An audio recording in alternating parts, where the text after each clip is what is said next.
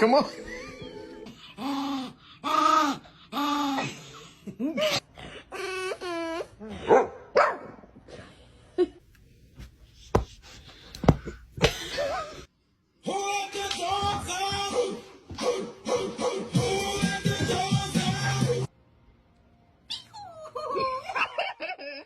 Iverson, did you just want us to give up without trying? Why are you sitting on your brother's head?